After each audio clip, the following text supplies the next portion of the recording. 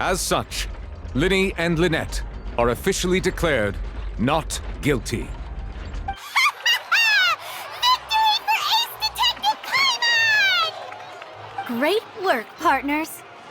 Thank you all. Thank you so much. Next, I think we deserve an explanation, Guard Vaughn.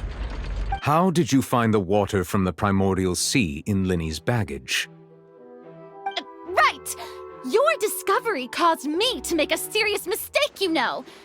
Or was that not a discovery, but false evidence that you dared to bring before this court? I suspect that the accomplice mentioned in Cowell's notes was not Linny, but you, yes?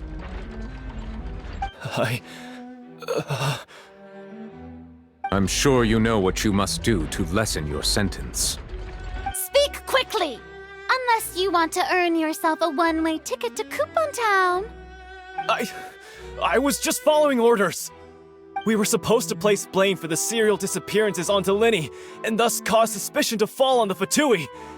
The higher-ups said this was the best opportunity to do so. And now that your plan has fallen through, and the secrets of the water have been revealed, you have become a liability to said higher-ups, yes? Therefore, you would be wise to tell everything you know and seek the protection of the guards. Yes, I'll tell you everything I know. Our boss discovered that the water can cause people to dissolve. It can also be made into a potion, which when extremely diluted, can cause people to experience unforgettable exhilaration. We've been in this business for a while now, and have made decent mora off it. The disappearances were also the boss's idea. I mean, this is the boss we're talking about.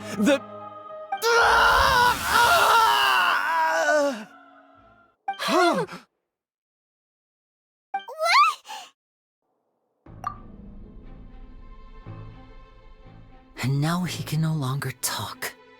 Such ruthlessness.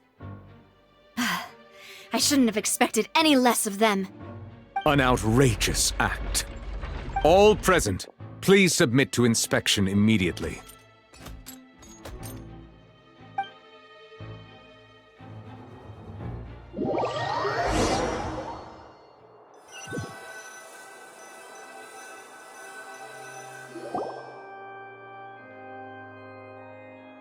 So, we're just going back now?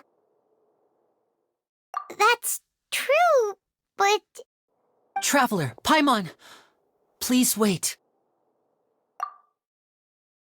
Linny... I know you may not want to speak to me right now. Maybe you don't even want to look at me.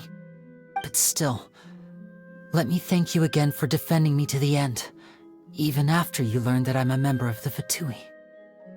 I guess. But regardless, I'd like the opportunity to set things straight. I didn't approach you with any ulterior motives or ill intent. I've spoken to you as myself, just plain Linny this entire time.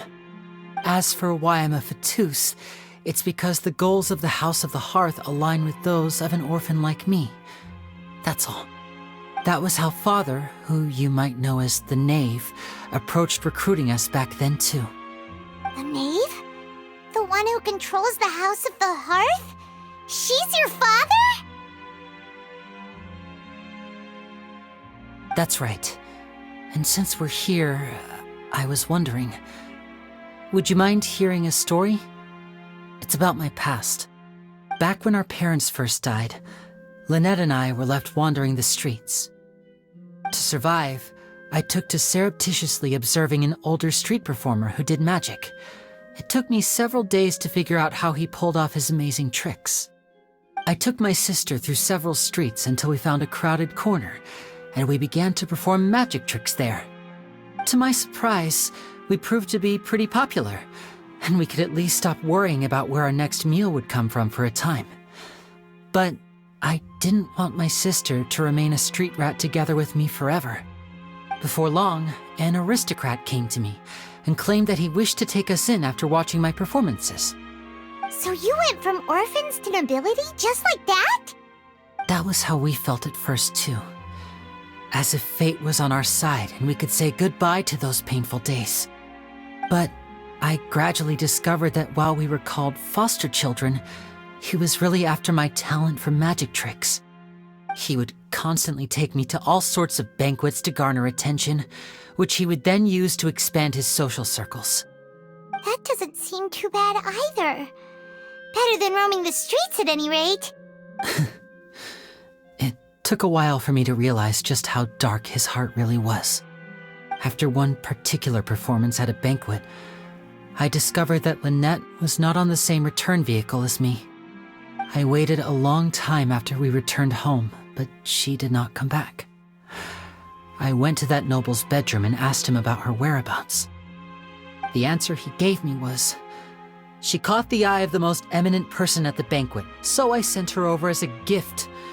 I mean, you'll be able to perform your magic regardless of who your assistant is, yes?" Oh no.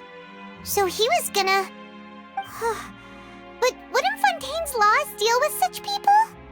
As far as outsiders are concerned, this is a relationship akin to adoption or foster care, and they have their ways of escaping the eye of the law. I managed to ferret out the location of the mansion of that so-called eminent person and hurried through the night.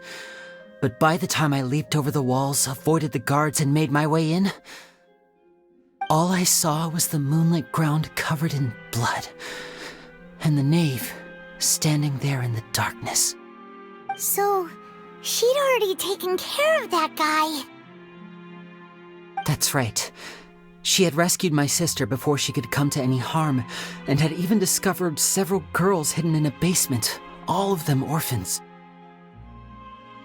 Father, the knave, might have seen something in me, and so she made me an offer. The House of the Hearth welcomes you, for your interests align with ours. Here, none will ever betray you. Indeed, betrayal shall never be permitted here. I was hesitant to trust her. I had just been betrayed by nobles. But she was also quick to destroy the noble who had taken us in at first, giving us back our freedom. Oh, so that's how the two of you joined the House of the Hearth. She has her own plans. She has gained permission from the Tsaritsa to first use the Gnosis's power once she obtains it. She plans to use it to find a way to break the prophecy and save Fontaine. So, she believes in that prophecy too? That's right. The whole House of the Hearth is currently working to combat that crisis. Today's case has also proven that people from Fontaine, all of us house members here, Lady Arlecchino herself included, are from Fontaine. We won't give up on defending our homeland. To us orphans, the only connection we have left to this world, apart from our family, is our homeland. So, from small deeds like distributing magic pockets to huge schemes like stealing a Gnosis, everything is aimed at dealing with that prophecy. It's all right. I understand. The only thing I can do is relate all this to you. I just hope you can understand that even as a member of the House, I have never stopped making my own decisions, and that I believe what I'm doing is right. If you should need anything at all in the future, feel free to find me. I will do my best to help you, as plain Linny.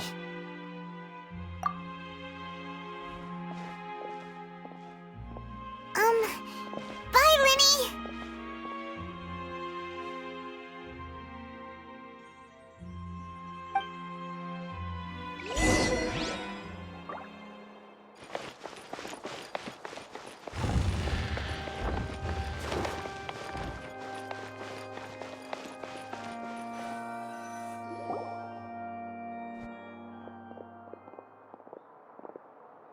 Hey there. What was with the disappearing act you pulled right as the trial ended? Were you looking for us, Navia? Well, this whole thing isn't exactly over, is it? I do feel that we're getting closer to solving the serial disappearances case, though. Don't you think so, too? Huh? What's wrong, my dear partner?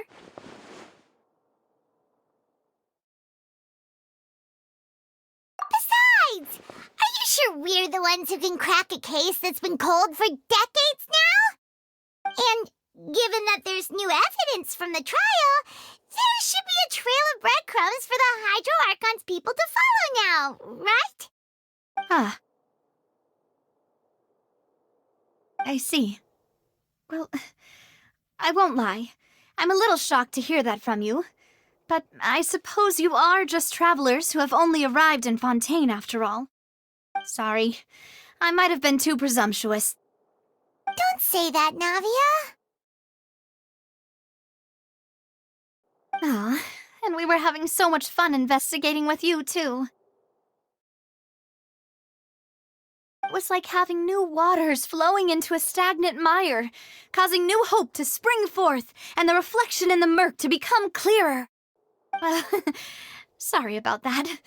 I'm a bit prone to nostalgia. Don't mind me. Wait, shall we have a farewell meal? You know, to commemorate our time as partners? Huh? Do we really need to get that formal? Well, guess you really did treat us as partners, huh? Well, I'd just like to have a proper ending to every important memory. That way there are no regrets later. Anyway, it would just be a meal, so it shouldn't take up too much of your time. You don't have to twist Paimon's arm. If Boss Navia's treating, count Paimon in! Oh, wonderful! In that case, why don't we return to the court of Fontaine and head to the Hotel de Boer? I believe we'll make it just in time for dinner. All right then, let's have our farewell meal!